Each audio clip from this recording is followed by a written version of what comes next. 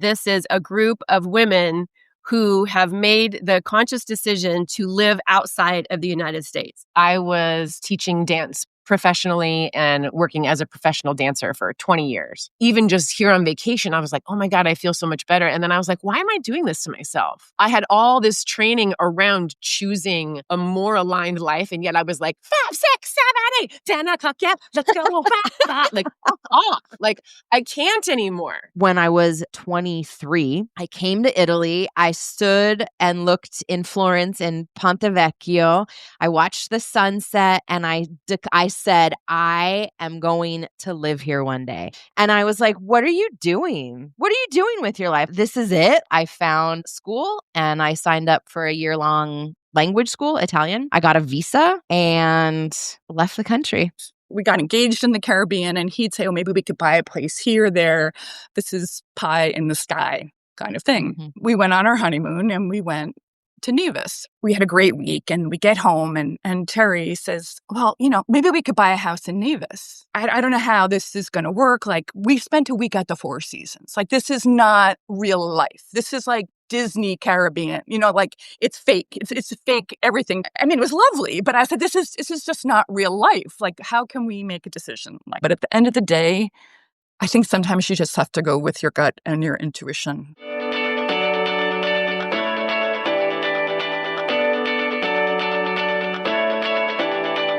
Welcome to Drinks with the Girls. Conversations for women over 40 around connection, change, and the power of female friendship. Living well with stories to tell. I'm Karen, and this is Lisa. We are moms and solopreneurs stepping into our own, diving into real conversations about things that matter to women in midlife. We're here to spill the tea on everything that affects women in their 40s and beyond. Topics like loss and grief, changing relationships, launching kids, menopause, and reinventing ourselves in midlife. We are here to tackle it all. Connect with us through a blend of our lived experiences, our friendship, the memory of our moms, plus a collection of real stories, honest conversations, and engaging interviews that will make women over 40 feel seen and remind them that they're not alone on this journey called life. Let's go. Welcome back to another episode of Drinks with the Girls. Listeners, this is an unprecedented episode because we are bringing you a group panel. Woo! And also, the topic is something that we fantasize about. I mean, I don't know about you, but I fantasize about. So I'll just leave it at that for the moment. 3 hot women. What is there not to fantasize about? 5 hot women, yo. What you talking about? Okay, fine. I am drinking my beloved hot coffee in my personalized mug that my daughter made almost 20 years ago. And I'm caffeinated and hydrated with my water. Very nice. Lisa, what you got? I am double fisting an Arbonne Clean Tox tea. And then to balance out everything, I am drinking coffee with oat milk and I think my husband put a zhuzh of caramel in there. Miss Karen, what are you drinking? And introduce yourself for the folks. Hey, I'm Karen. Another Karen. I'm Karen Basket. And I'm drinking, can you see my little toucan? Oh, cute. How cute, right? I made some CCF tea this morning, which is cumin seed, coriander seed, and fennel seed. Super good for hot flashes. P.S. But you just put those 3 seeds, not really talking to anybody in particular there. You just put the seeds. I just slap them in some water and boil them up and then strain them and drain them. And you keep it warm and it helps balance your gut. And I've been drinking it for the last 7 days. I'm in Belize. I am an Ayurvedic practitioner and I am a menopause specialist. So I help specifically guide women, although I can help anyone who comes to me and asks. But I specialize in helping women in midlife navigate menopause with Ayurveda. So it's a natural system of medicine from India. And I had never heard of it when I was going through menopause and ended up getting a master's degree in it. And then after COVID and some other big life things, I just decided I had been here to Placencia, Belize before. I'd done a couple retreats here, small ones, and just fell in love with it. And when I was kind of thinking in my head, where in the world would I actually want to move to? And this was September of last year, 2024. And Placencia, I had been here and I was like, I have a community there. I have some friends there. They speak English here. And so I just sold all the things. And now I'm opening a wellness studio here in Placencia. It offers retreat services. And I'm getting so I have a yoga certification as well. And I also am getting a sound healer certification so that I can find what organ system is out of balance in the pulse and then use specific sound and healing mechanisms as well as yoga and Ayurveda and all these ways to help us build healing around things that we don't really talk about so much, And it's weird down here, especially because I shouldn't say weird, but unique, because women hold a different place in the culture. Right? This is a very male-dominated culture in Central America. It's very machismo. Women are very subservient. Men have lots of women at their beck and call. So for a woman to step into a wellness space and then also try to cultivate healing in a way that is new and different to them is exciting and scary. I highly recommend it. And hot tip, Karen did an episode with us few months back on her work. June. So please, that will be in the show notes. Check that out because it was a great one. All right. Yes. This is Brady Bunch time. So moving to my top right, I guess we'll go. Shannon, lay it on us. Who are you? What are you drinking? Okay. Tell us about yourself. And where are you? I'm in Italy, so it's 6:30 p.m. here. So thanks to Karen, I do not drink coffee past noon anymore. And I only have 1 cup a day. So I'm down from 6 shots of espresso and pocket coffees. What is a pocket coffee? Okay, so these are amazing during the off season. So in summer, they sell it differently. But usually it's a pack of, I get the like 12 pack, but it is a piece of chocolate with a shot of espresso inside. I mean, come on. Oh my God. So what's not to love? And then so as we'll go on, I'm also in recovery. So I don't have an off switch. And so if I get the little pack where there's 6, I'll just eat all 6 in one day on top of like my espresso. Yeah.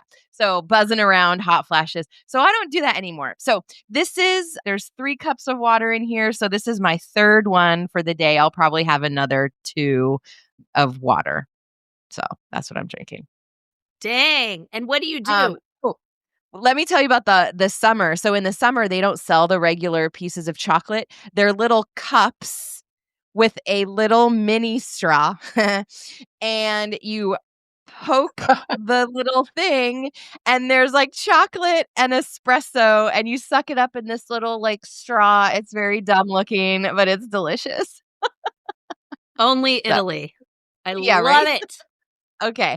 So I am Shannon Whaley. I'm an anti-hustle business coach. I am a former coach trainer. I'm a mentor coach. I have my PCC credential with the International Coaching Federation.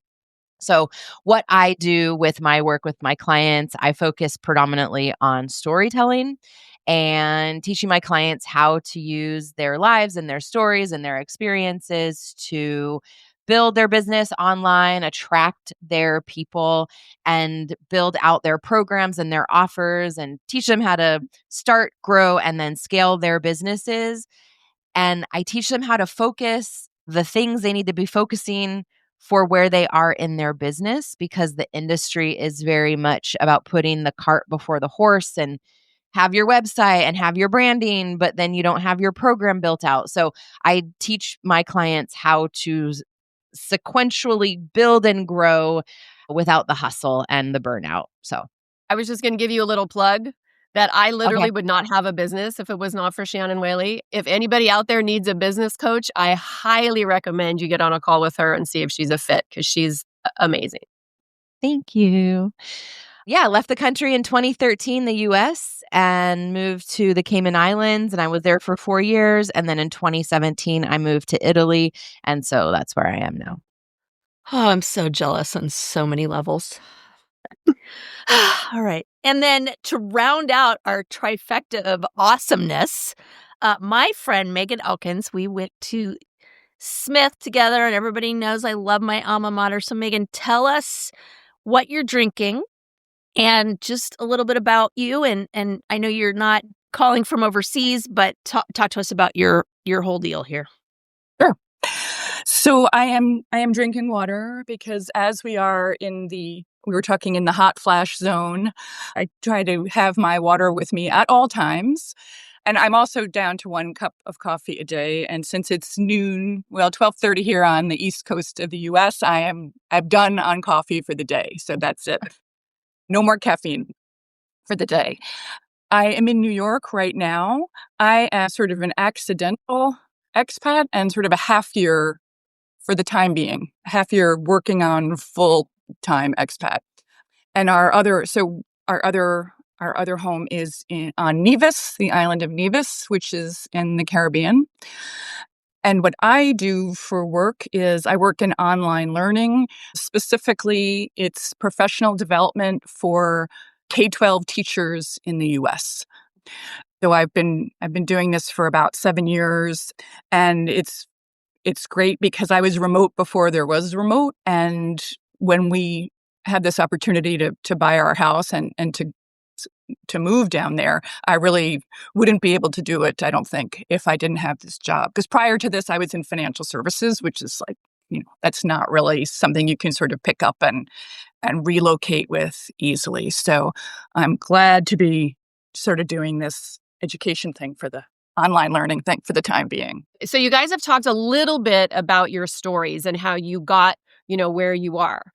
But this specifically, I love that this is a group of women who have made the conscious decision to live outside of the United States.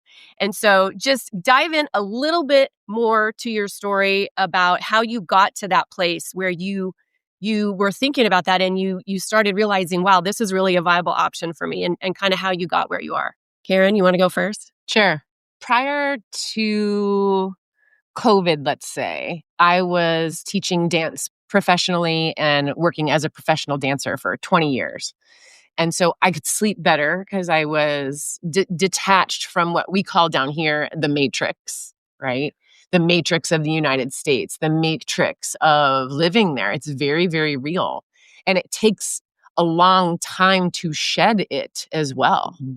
To not move. It's one of the things I would work on with Shannon, honestly, is like not moving at the pace of an American when you're now a Belizean, when you're living another complete, I feel more connected to natural rhythms here, more connected to herbs and fresh foods, more connected to the ocean and the sunrises and the sun. Like I came from Seattle, so we shit for sun there, right? So being here, like, even just here on vacation, I was like, oh my God, I feel so much better. And then I was like, why am I doing this to myself? And then it came time for me the woman who I was working for at the dance studio to ask me if I was time to renew my contract, to teach another full season and to be a program director and work with all these pre-professional kids at this high level. And my body inside. And that's when I met with Shannon. She happened to be in Seattle. And I was like, what do I do? Like, I got to say no. She's like, you do. You got to say no. You got to move to Belize. Let me help you. It was like this amazing moment because I was like, oh my God, it's possible. I know I have support. I know I have examples around me. And body, I had a bone spur surgery, removed a bone spur on my foot. I had psoriasis all over my body, elbows, legs, knees, face. Like psoriasis was everywhere. I had asthma really bad. So my body was literally, this was before the election even. So it was my body that was screaming at me more so than the political state at the time. It was really do or die. Like you will die if you continue at this pace, no doubt. And then I also had this degree in Ayurveda, right? Where like the whole thing is, natural rhythms, learning how to eat at the proper time for your body type and when to exercise and what teas to favor, what spices to avoid. Like I had all this training around choosing a more aligned life. And yet I was like, 5, 6, 7, 8, 10 o'clock. Yeah, let's go. Like fuck off. Like I can't anymore. Do you know what I mean? My body was just like, stop. So it's hard to even say that because I remember Shannon being like, you should document it.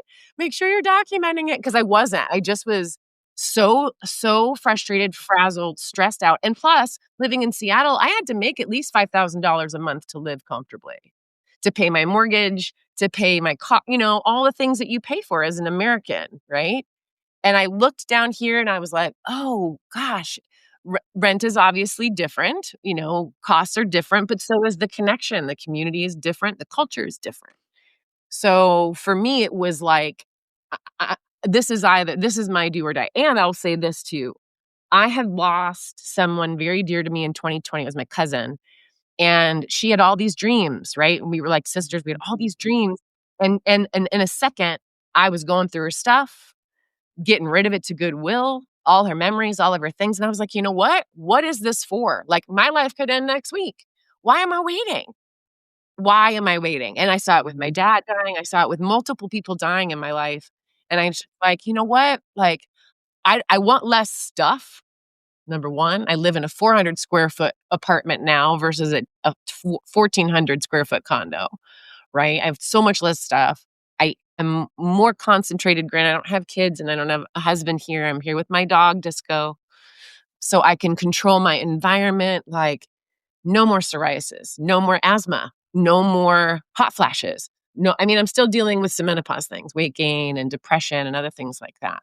But the health network down here is possible. It's possible to find new doctors. It's possible to find new friends. It's possible to find new communities who actually support you in ways that you never actually knew you needed until you stepped out of the one that was so comfortable for you. I also say that knowing that I woke up in tears this morning because I miss the mountains and I miss the rivers and I miss, you know what I mean? That's very real too. But overall, what would I choose? And I couldn't figure out a way to do it in the States that wasn't causing physical harm anymore. I just couldn't. I could move, to the outskirts of Idaho and I'd still probably be needing to make $5,000 a month to exist. Like, I just felt a little trapped by the system. Insurance, ridiculous. Like, I was paying like $500 a month for insurance in Seattle. So I just was like, you know what? I'm healthy. I'm young. I'm 49. I have all this in front of me and it's only me that's keeping me like this. It's only me that's keeping me small. And then once I started seeing glimmers and examples, maybe like someone out there is seeing right now, these examples of women who are like, oh my gosh, like, it's actually possible. And not only possible, but there's a lot of people doing it. Like, you fall into these, communities, and the best friends that I've established literally live right next door. Like, you find these pockets of people, and I've been here a year, and it's not always easy. Like, it takes a month to get Amazon down here, right? Like, we don't have like mega stores, but I don't buy as much. You know what I mean? I get by with less. And it feels better to live this way. And my body has been craving it. The sun, the sea. And if that is you, or if it's the mountains you're craving, or if it's Italy, or if it's India, or if it's Australia, like, if there's ever been a time, it's now. Like, if you've ever 100%. been. And I'll say this, that I don't know. Belize is not an easy country to move to. So I will be very honest and say that I still, I'm still waiting on my work permit, even though I've opened this business and I'm going through all these things. I'm probably 3 weeks away from achieving it, right? But it's been a year. I've been living off my savings for a year. So if you don't have, like Megan was saying, a consistency of getting income, or you have savings you can pull from or something, it becomes harder because they want to know that you can exist without impinging their resources and their culture and their people and their community systems. So to be a resident, you have to get you got to get a blood test done. You got to it's just very different. So I would also caution that, like, be prepared to enter the culture where the culture is. Don't walk in, especially if you're a white person, don't walk in and be like, my way's better. You guys suck. Do you know they have sewer systems? Do you know they even have filters? Like, it sucks, right? But it happens all the time.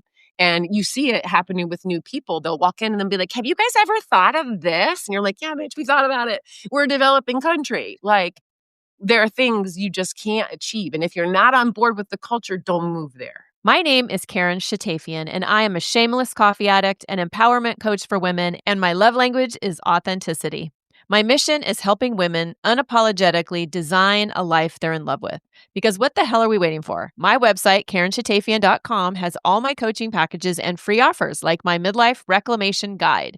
In it, you'll find tools to help you decide how to create the most inspired and empowered version of yourself and your life. You can find me on Facebook and Instagram talking about ways women can show up for themselves after decades of showing up for everyone else. Join me as we throw off the shackles and live our best freaking lives. See the show notes for all the details. Cheers. I think the beautiful thing that you said is it's possible. Like if there are people out there and they have all the doubts, and I want to go into the pros and the cons later, but it's possible. Listen to Karen. It is possible. And there will be plenty of people around you who will say no, who will really, want to keep you small. And one of the things that was important in me having Shannon, we're all going to send Shannon all this business, Shannon, is that she allowed me to have those concerns and fears and move through them. So it's important that you're not doing it alone. That's exactly why this podcast exists, so we can shine a light on things that women might be thinking about, but they're not really talking about, or maybe they're talking to the wrong people. They're talking to the people that are saying That no. part. So we'll dive into those things a little more. But Shannon, tell us a little more about you, how you got where you are. And by the way, why would you leave Grand Cayman? Pocket coffee. Pocket coffee. Okay. Oh, yeah. Okay, so let's see if I can make this succinct. So I'm from Southern California. I moved my way up north to Northern California for college, and then I lived in Seattle for 12 years. So that's how I met Karen. And I was a drug and alcohol counselor. I was a hairstylist for 7 years. I was just kind of living. I left my ex-wife in 2003, and just like I got up there and I was like, I don't know where else I was going to go. And so I just, all of a sudden, it was 2013 and 10 years had passed. And I was like, what the fuck am I doing? So even with my history of drugs and alcohol when I was a kid, and then I pulled my life together and I was working as a counselor. Part of working in the hair industry and in the bar industry in my 20s got me back into using heavily. So it was 2013 and I did the thing you're not supposed to do, which is look yourself directly in the eyes while you're wasted.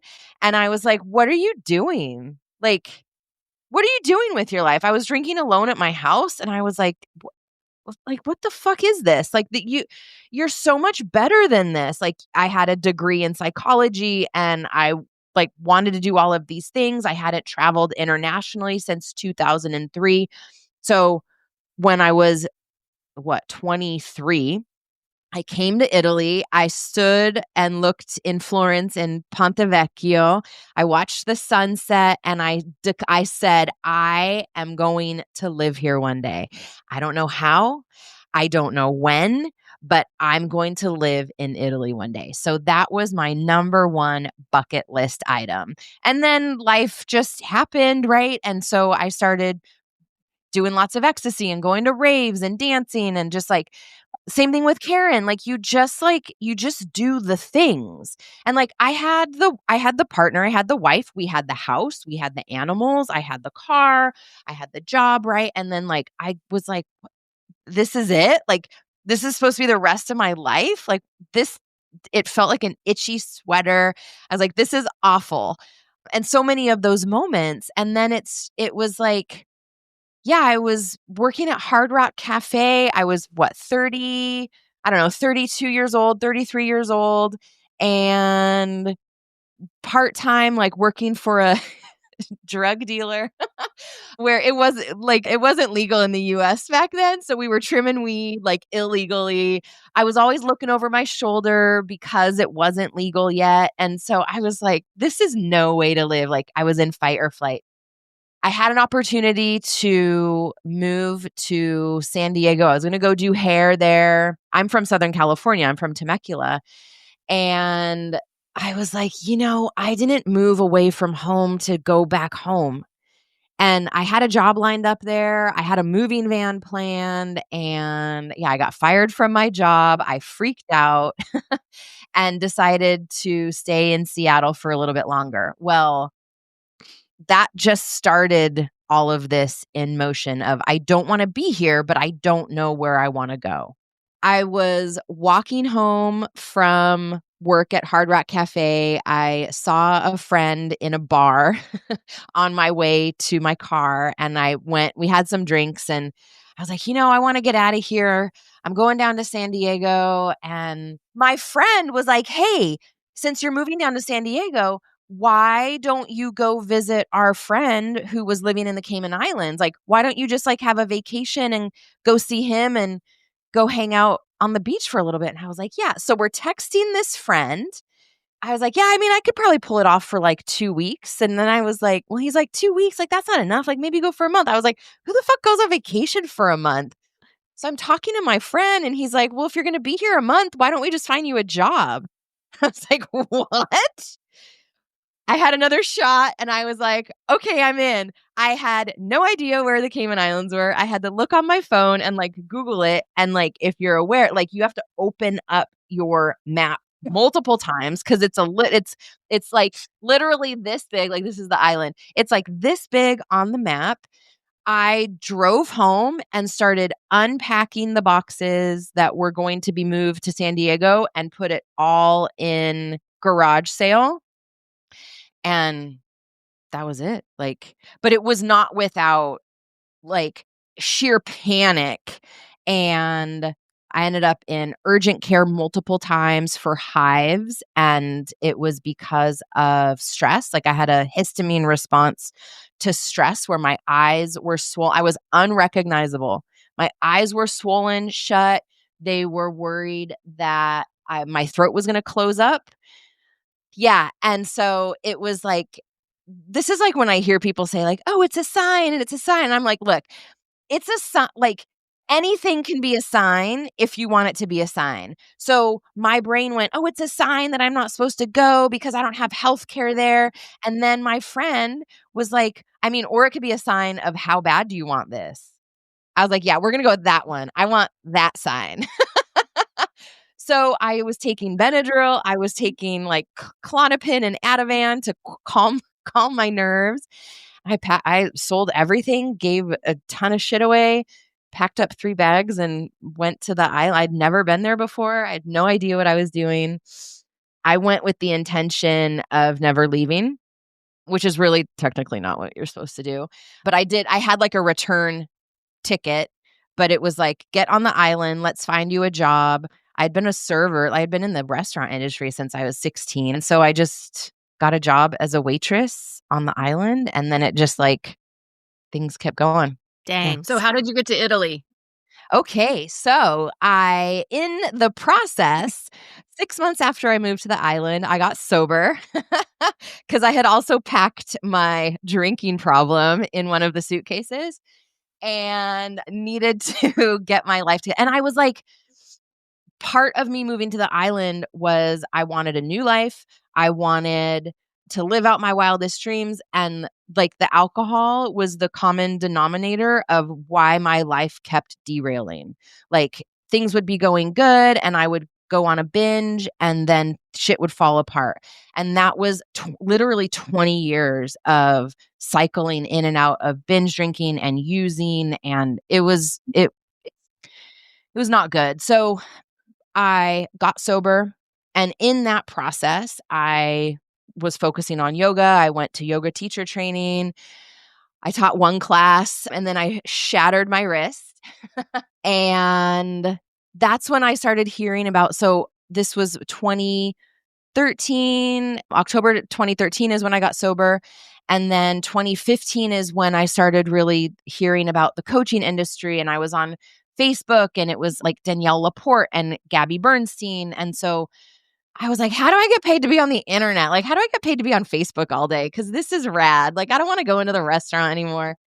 And I went through coach training while I had my wrist I had surgery for I shattered my wrist. So I started coach training while my hand was out of commission. And that was the beginning of everything, because now all of a sudden I had a way to make money on my own.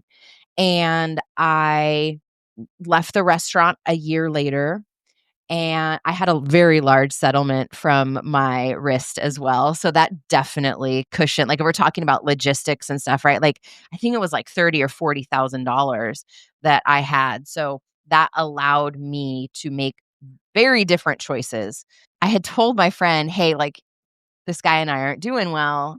If I leave him, I'm just going to go to Italy and like go to school and just like figure my life out there. And then I left him. I was like, well, I guess I need to put my money where my mouth is. So I found school and I signed up for a year-long language school, Italian. I got a visa and left the country. Wow. And also not without fear, but I was like, I've done this before. I know that these fears are natural. And so what I had gone through before prepared me for like the panic, because now I was moving to a country where I didn't speak the language. And that is a whole other level of international move. Like I could ask where the bathroom was, but I didn't know where they would point me. Like I didn't understand what came after that. So my dream of living to Italy was sped up by 30 years, at least 30, 40 years, because I thought that the only way that I would be able to move here was if I was rich and retired. In my mind, I mean, in 2003, right? Like the internet didn't even really exist. It barely existed, to be honest. I remember having to go to cafes to like book rooms, but like smartphones weren't a thing. And yeah, like the internet wasn't like it is now. And so having this business is what sped that timeline up by like 30 years. What I love about your story, Shannon, is that you felt the fear every single time and then you just freaking went for it anyway. And so I think that's an incredible takeaway. And yeah, your story is wild. You need to write a book. This is like one of the biggest things that I talk about too, which is like just because a dream scares the shit out of you, puts you in the hospital, makes you sick to your stomach, doesn't mean that you're not supposed to be doing it. Like you should be scared shitless moving out of the country. Like this is a big deal. And I feel like so many of us, myself included, right? Like it's been minimized of like, oh, I sold everything. And it's like so glamorous, but like the behind the scenes, it is really fucking frightening to leave everything and everyone, and your life as you know it is completely over and you are starting a brand new version, right? Like because there's different cultures, there's different norms, it's a different language. Like I mean in Cayman they speak English, right? But like there's patois. It's because there's so many Jamaicans there, right? And so it's just like such a culture shock. And so yeah, like, oh, I sold everything. And like, yes, and I was also in the hospital. I was fucking scared shitless. I was panicked about money. I questioned daily, hourly, am I ruining my life? And I was like, my friend actually said, and then I'll be done. I was like, Dan, I'm so scared about this. And he's like, look, you can go, and if you hate it or it doesn't work out, you can come back and insert yourself back into your old shitty life here in Seattle. And I guarantee you that the same people are going to be at the same bars, sitting literally at the same bar stool, and you can just come back to this life. And I was like, that sounds awful. I don't want that at all. And sure as shit, I used to do stand-up comedy. And so I went back and I visited. I was like, I know the punchline. Like they were telling the same jokes and it was like over a year. And I was like, this is insane. I'm so happy that I was just like, yeah, feel the fear and do it anyway. And it doesn't mean that it's wrong. It just means that like your body's having a reaction. You got to talk yourself down. Okay, I'm done. Love it. Love it. Well, All right, I guess Meg. I would say, yeah. So I am probably for listeners who maybe are too afraid to do the full jump in and maybe can't, then I'm sort of probably the story of how to do it in stages. So our story is that, and I wish, as a Smithy, I wish I could say that this was all my idea, but it was really all my husband's idea. So my husband is an artist, and he's a bit older than me, and we met sort of late in life. And one of the things I found fascinating when I first met him was that he told me when he grew up in Texas, but when he graduated from high school, instead of going right to college, he went to Puerto Rico, and he lived on the beach and he surfed. And that was kind of what he did for like 6 months. And I was sort of a straight-laced kind of person who went to college and then went to work in banking. And so this sort of surfing thing was living on the beach in Rincon was sort of a surprising thing for someone like me. And then when we were dating, he said, one of these days, I want to live somewhere warm. We live, well, now part of the time on Long Island, New York, the Hamptons. And he says, it's too cold here. It's too fucking cold. I'm from a warm place. And he said, someday I want to live someplace warm. I don't want to die in February out here, like in the miserable. And I was like, yeah, okay. Like I was working in financial services. As Shannon said, I thought I'd have to be rich and retired. Like the idea of moving someplace warm was just not in my radar at all. And we would go on trips. We got engaged in the Caribbean, and he'd say, oh, maybe we could buy a place here, there. And I said to him, find me a job I can do in the Caribbean or I can do remotely, and I'm in. But otherwise, I was like, this is pie in the sky kind of thing. Mm-hmm. And lo and behold, as often happens in financial services, I got job eliminated and was looking for something new to do and really didn't want to stay in financial services. And the weekend we got married, his cousin came to the wedding, and she had her own business, this online professional development business, and she offered me a job. So I was like, okay, I'll try it. Thinking, well, I'll just try this, and then I can always go back to finance if I need to. And then we went on our honeymoon, and we went to Nevis. And we were staying at like this really nice hotel, and we had a great week. And we get home, and Terry says, well, maybe we could buy a house in Nevis. And he says, and now you've got this job, you're working online. So I'm like, I'm still like the skeptic. I'm like, I don't know. Like, I don't know how this is going to work. Like, we spent a week at the Four Seasons. Like, this is not real life. This is like Disney Caribbean, like it's fake. It's fake, everything tropical. So, I mean, it was lovely, but I said, this is just not real life. Like, how can we make a decision like this? So we went back. Okay, quick pause. Have we talked about the Pod Squad lately? Oh, the Pod Squad. You mean our email list /VIP lounge /digital wine club? Exactly. So listeners, if you're not on it yet, you're basically making life harder for yourself when it comes to podcasts. Like trying to scroll for show notes while speed walking on a treadmill. Wait, what was that link again? Oh, no. Grab the side rails. Or pulling up that book we mentioned while you're in the Starbucks line and then realizing everybody else moved up 3 cars and now you're that woman. We've all been there. That's why we made the Pod Squad. You'll get new episode alerts every week with direct links. Easy to listen, easy to share.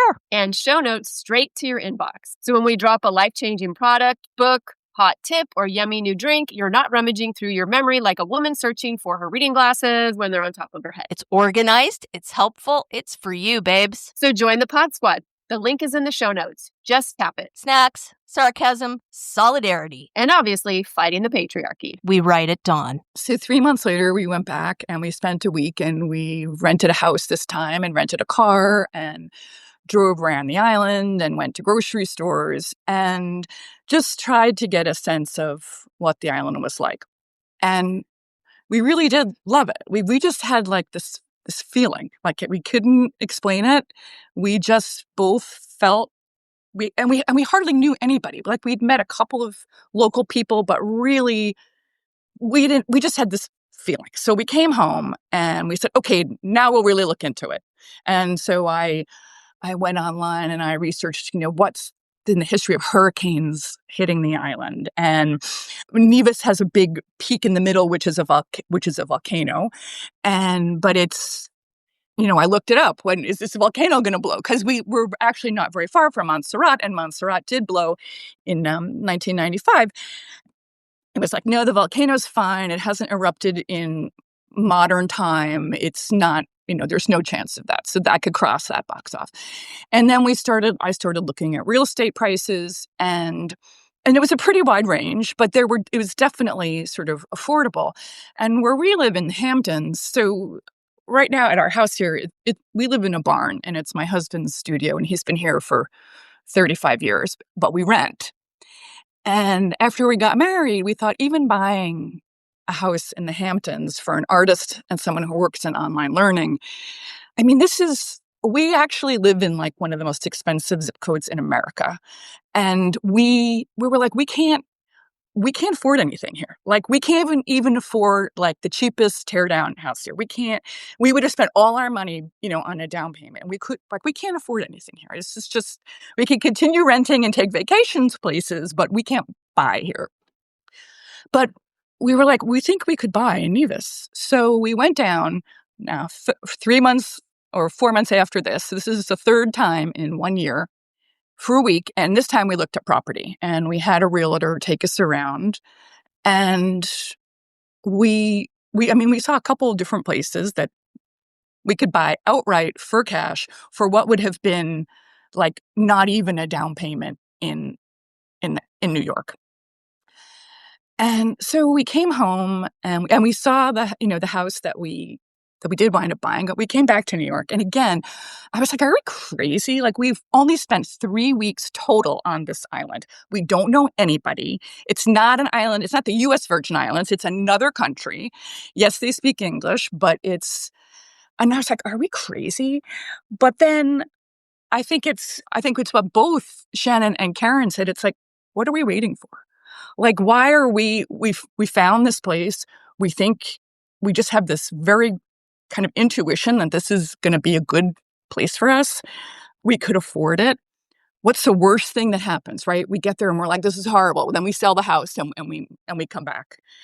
And yet still, we didn't even still think that it was going to be a full-time thing. We'll just go down for the winters and we'll check it all out.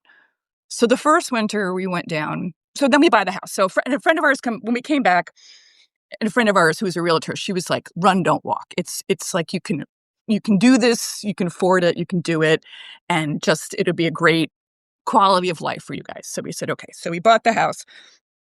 And the first year that we went down, we were just going to go for the winter. We were going to go for 4 months, middle of December to the end of March, and just to experience it. Like, we'd only been there for like a couple of weeks. And it was December 9th of 2019 that we went down there. And look, you all know what happened in the winter of 2020 was COVID. So now we're in Nevis and COVID has hit. And now we're like, well, now what do we do? We're like, it's a developing country that the healthcare is okay, but it's really not the place you want to be if you do get COVID. But where we live on Long Island in the beginning of COVID was having a huge, serious outbreak. So we're like, well, we don't really want to go back there because that's where it is. And there was talk of that the government was going to shut down the borders. And they closed the airports. And if you were in for an unforeseeable amount of time. And we talked to some friends of ours that we'd met down there. We have a great expat community down there, which is another story. And a bunch of us made the decision, and we just said, okay, we're going to stay. And so they closed the borders. There were a few cases of COVID, but because they closed the borders and isolated people, after a certain amount of time, when those cases had recovered, there was no more COVID. Mm-hmm. So we wound up being there for 8 months. And eventually we did have to come back to the U.S. for business and family things. But those 8 months living down there, we were like, this is fantastic. We love living here. We thought this would just be like a winter thing. But now we're like, no, we love living here, and we can do it. And we've made friends. We've made some local connections. We live in a great place. It's hot in the summer, but not like unbearably hot. And we really, really loved it. So when we came back to the US, we kind of said, well, how can we make this more than just, part of the winter? And we are at the point now where we're basically 6 months in New York and 6 months in Nevis. But the goal is to be full time. And that's, we come back to New York for family reasons and for Terry, mostly for his business.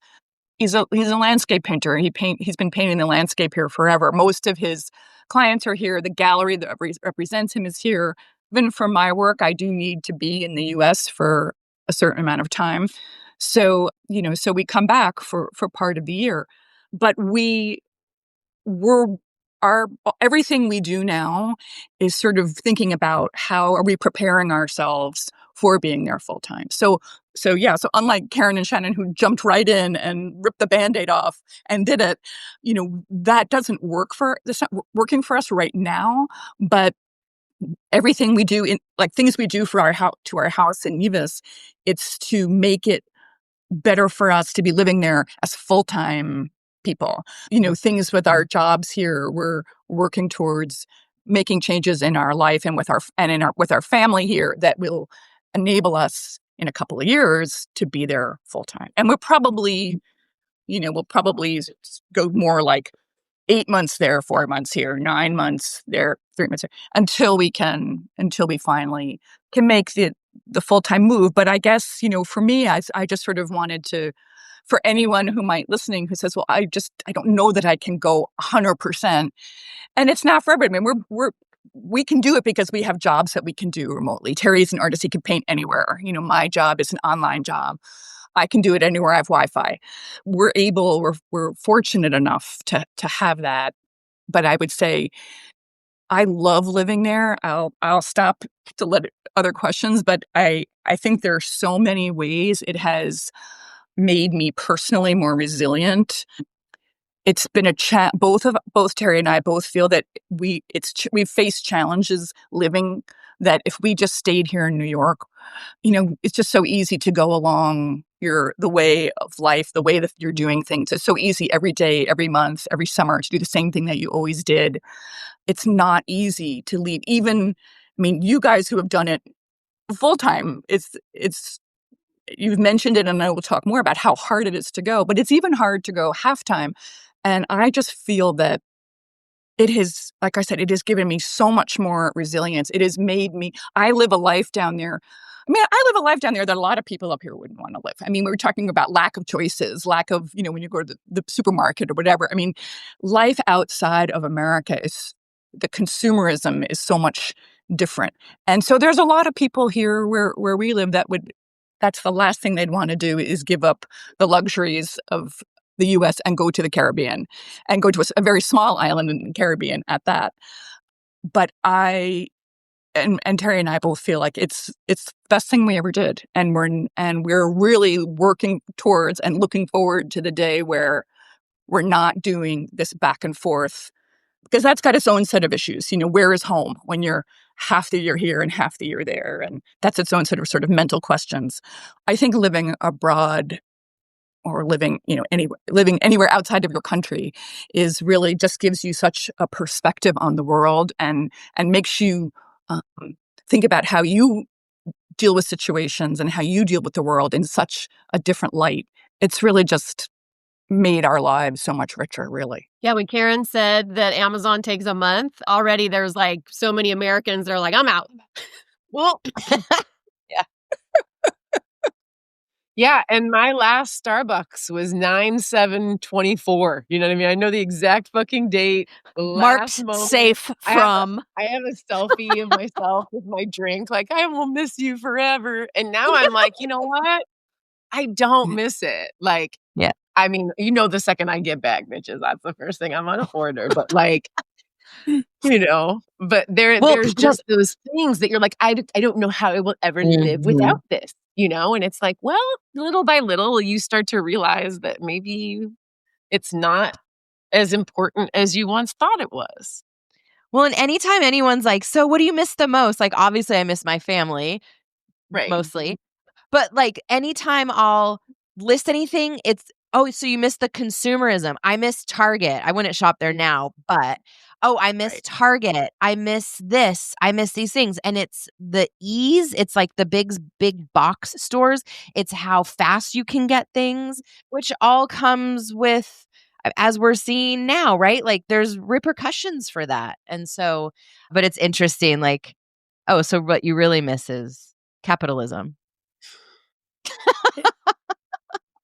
It brings a feeling though, right? Like I miss walking through TJ Maxx, going to Ross, man, and being like, yeah, I need a shirt, Totally. need a little pants, need a little that. Yep. Going home being like, I didn't fucking need any of this. But like I feel better now that I have this cute shirt to wear. But like it's just those things where you like then when you are in a situation like, Belize or on an island, you start to look around at the way other people are living here, and it actually starts to disgust you how much you're bringing forward that is just completely unnecessary. Like, I think one of the favorite things I have here is watching Belizean children playing with each other.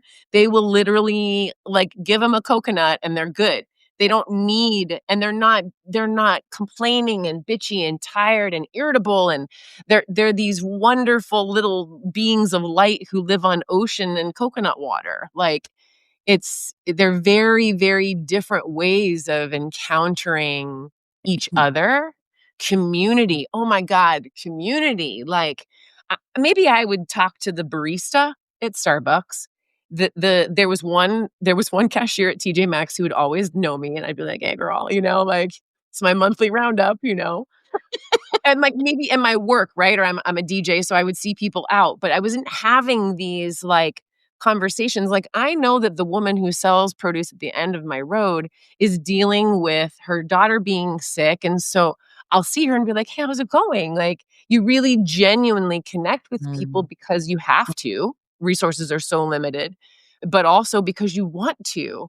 And then it feels like this beautiful village of support versus it just being like, I'm in my car, I do my work, I'm on my phone, and I don't talk to anybody. Like, there are times I can isolate here for sure. There's two guys that do car repair. There's one guy that does, so you get to know each other in this beautiful new way that I can say honestly, even though I feel like I was a really good community builder in Seattle, still never felt like this. Mm. And I didn't know how much I needed to know that was still possible. This podcast is so friggin' amazing. And I'm not trying to pat myself on the back, but I'm listening to you all talk just like, where else could you go and have these experiences with these other women and talk about stuff that like has changed their lives? Like, I'm just so proud to be a part of this and to bring this to listeners and give people these opportunities to have these windows in people's lives. So thank you so much for being on here. The second thing I want to say is, I did what you guys were doing in a different kind of way. So my husband and I taught overseas. My husband's British. We went to Zimbabwe and India. I have children. Without like hijacking the conversation, I will say that a lot of people would look at my experiences and go, well, that was a disaster, right? In Zimbabwe, we couldn't get visas. We were 2 weeks away from being thrown in jail and or deported with 2 kids under 5. My son was brutally abused in India. And it was by my husband's boss. And we had to stay for a year and deal with that. So that's a whole thing that would take a lot to dive into. But I'll tell you what, even though those horrific things happen, I'd still do it in a heartbeat. I've learned like there's some things I wouldn't have done. So I guess the question I want to ask is, I represent kind of a different paradigm. Right? Because my husband and I are currently in the like, oh, well, I guess we'll have to do it when we retire, or like, could we just travel a lot? My situation is different. Most of the listeners know because my eldest they're both neurodivergent, but my eldest is cognitively impaired significantly to the point where he can't really live on his own. My daughter needs services. My husband has some very severe medical issues. So kind of the thing that's been stopping me a lot is, oh my God, it took me decades to cobble together these services. I don't know if I'll be able to do that, right? But I'll tell you what, with everything going on in the world right now, Eamon, I am asking the question, is that a hard stop? Like, I don't know, it might be, but is that a hard stop? Hey there, I'm Lisa Coricella McDowell, your midlife Pacific Northwest princess, here to guide you in the art of next leveling your life. I'm passionate about women's health and wellness in midlife, especially for moms parenting kids with unique needs like I do. I truly believe we can learn, grow, advocate, and care for the planet while taking care of ourselves and our families. And I'd love to help you do the same. And I'm beyond excited to tell you about my membership for maxed out mamas just like me, the Empowered Parent Collective. It's a space for parents to confidently advocate for their kids, build inclusive communities, educate themselves, and find balance and support along the way. To find out more about the Empowered Parent Collective, my classes, wellness offerings, parenting tips, advocacy resources, and exclusive Drinks with the Girls goodies, head to nextlevellifewithlisa.com. Let's survive and thrive in the messy middle together. Yeah. So I guess my question to you guys is, for others that are in this kind of situation, and not that it was easier for you guys because you didn't have kids, because that's a load of bullshit, but for people that have some of these considerations, what would you say would be the first thing you'd recommend to do in terms of just exploring this? Like, looking back on all this, what could you have done to maybe make it, I hate to say easier on yourself, but what would you suggest people do that are like, well, maybe this is possible, like first steps? Rapid fire. Karen, go for it. Well, first I want to say, asking people on vacation is good. Like if you can find a local, right? I have people ask me all the time down here, like that are visiting. They're like, you live here? Your tan looks odd for someone as white as you are. Like, what? You must live here. So ask people, if you're on vacation and you're somewhere, like ask locals and be like, what's it like here? What happens when you get an emergency, a physical emergency? Who are there? Are there ambulances? Like we have maybe 2 here, right? But the closest hospital, like true hospital to me, is about 2.5 hours away. No vet services, stuff like that. So it's like you kind of have to decide based on what your health issues to be and how comfortable you need to be with a quick out, right? But I also will say this, having recently just told you that I no longer have asthma, I no longer have psoriasis, and my heart rate is down, my cholesterol numbers are better, my vitamin D levels are off the charts. Like, so what you may believe, and I say this with love because my mom is feeling this too, and I know that medical issues are very, very real, and the fear of not having appropriate care is very, very real. However, you may not recognize how many of those issues you're experiencing are because you're in the matrix and because you're taking the preservatives in the water and you're consuming fast foods and they're consuming the foods at the schools that aren't healthy and the shootings and the politics and all of the stress.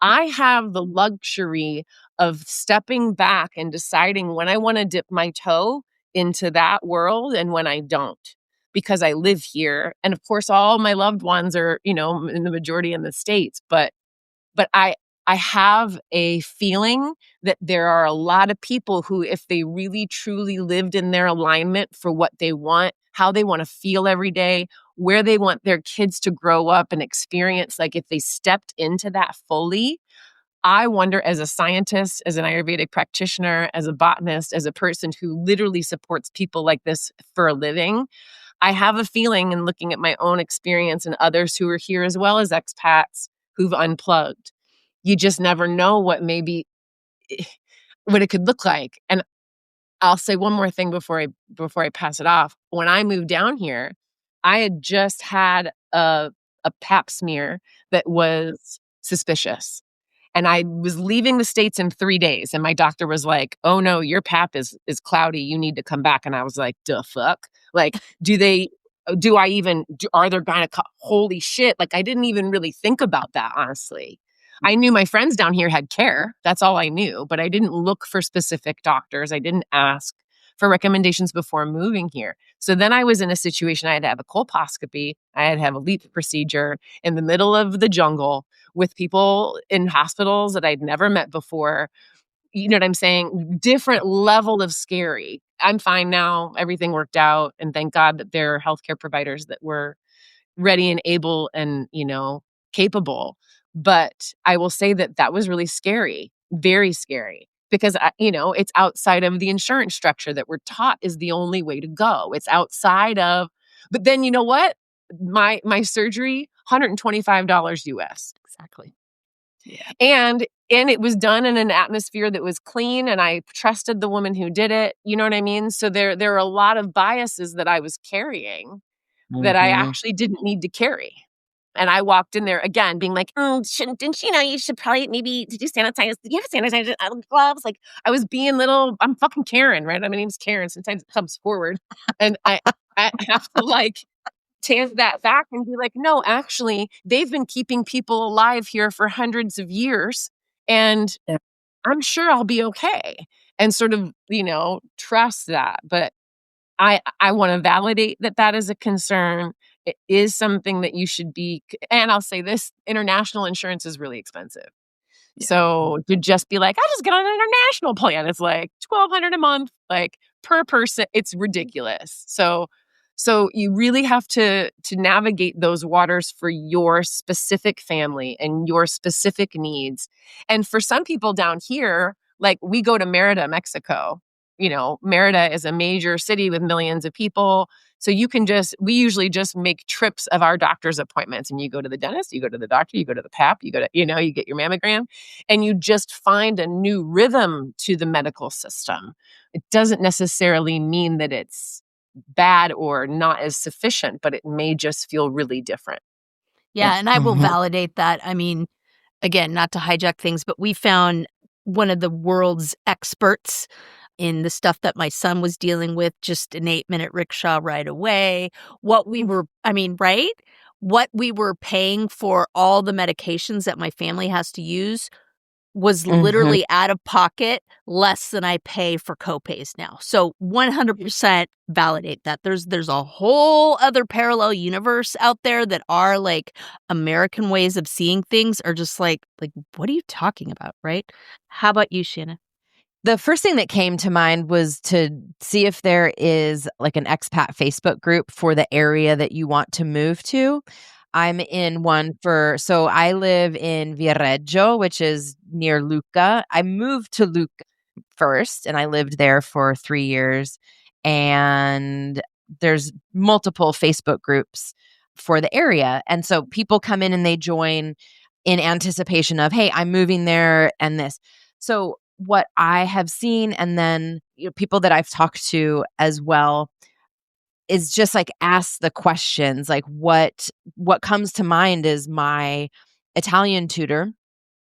Her dad is a psychologist. And so we were talking about ADHD and autism. And she was saying how her dad doesn't believe in autism. And I was like, what do you mean doesn't believe? Like, you just like can't not believe in that. And she was like, it's not a thing here. And the testing is €2,000 for X, Y, and Z, right? And it's not covered and da da da da. So there's stuff that there's advances, obviously, like in the US. And I will say, like, Italy specifically they always say, like, Italy is about 20 years behind the US or, with like technology and medical stuff. And so I would say make friends in the Facebook group and learn from, like Karen said, like learn from their experience, have very specific conversations to understand what do the schools look like? Because here they're just thrown into Italian schools. Like that's it. Like watching these conversations happen in the Facebook group and the frustrations and like what medication is available and what services are available and what they do and don't believe in. What has been difficult is because it's like so ingrained that talk about like indoctrination, but like the US is the best country in the world, right? It means that we have the best medical and and it's like, tell me you've never traveled without, because that's not true. And the more that you get out of that, you realize like, oh, like Karen said, like they've been keeping people alive here. They've been doing things here. So, right. So you really have to check your prejudice and your biases and your racism and all of the indoctrination that has happened to trust doctors. Because I came to Italy too, same thing, and I had a uterine fibroma that needed surgery, and there were all of these complications with the insurance that I had through the school, and then all of my biases around like, is this doctor qualified? And I had to see a specialist. And what struck me too was the care is very different. In the US, it's like the doctor's there, there's a nurse always present, there's bedside manner. And here, it's like, okay, get undressed. Are you gonna leave the room? Like, can I like, it felt like always feels like a really weird one night stand where you're just like trying to put your underpants back on while they're like standing there and you're like, this is so weird. So there's so many things that you don't even know until you get here or that you experience. Yeah, you don't know until you're in it. And then it's like, okay, I really had to talk myself down after that. Because it can be very traumatizing and very activating, right? Of like my experience with male doctors. And so that experience was like maybe small t traumatizing. Like it wasn't like, but it was like, what the fuck? Like, this is not how we do it in my country. And like, that was something that I would always say, like, oh, in my country. And my ex was like, in your country, you're in fucking Italy. Like, stop saying that. And I was like, oh, I got to really check myself.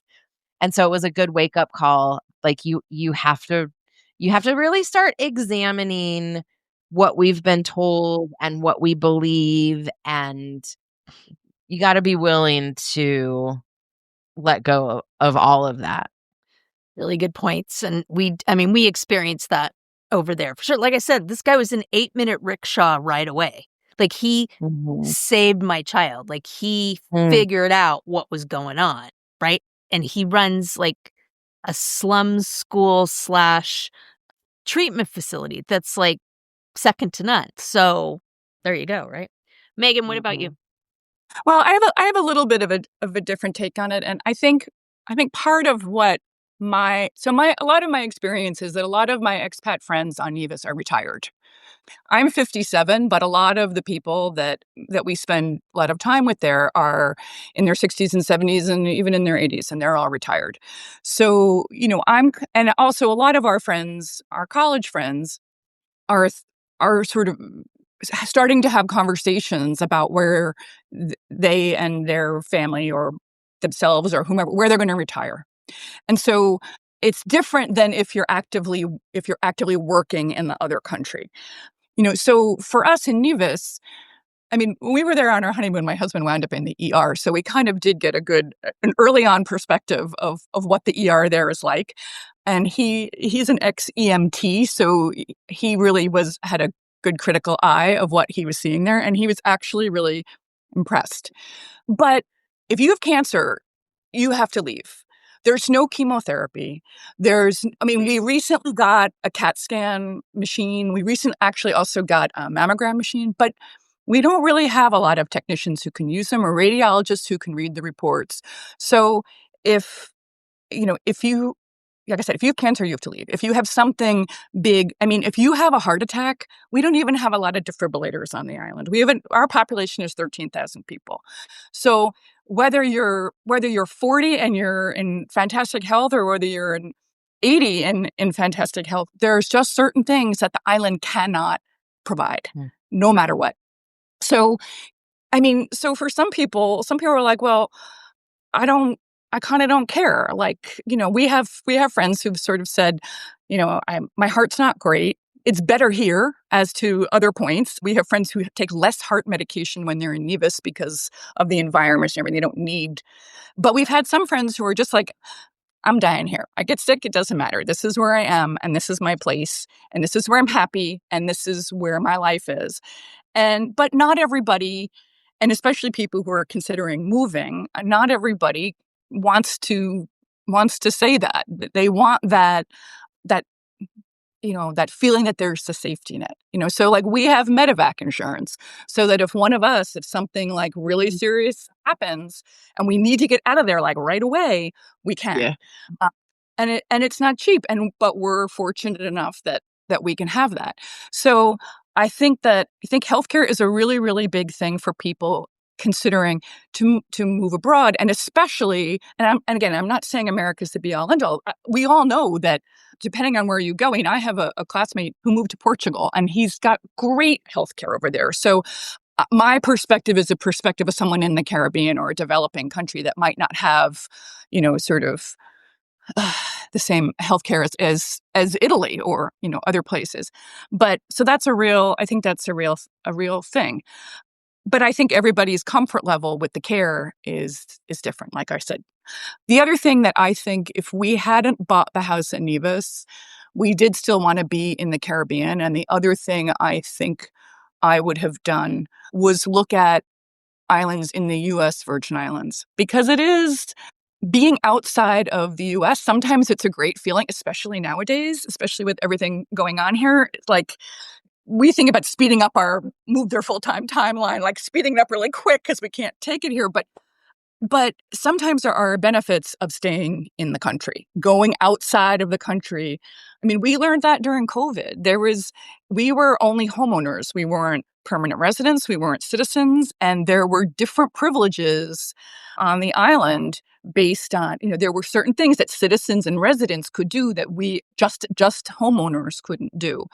So we actually became permanent residents. But, there is, we still come through, and we still have to, we're going through immigration twice. We go through immigration when we go down there. We're going through immigration when we come home.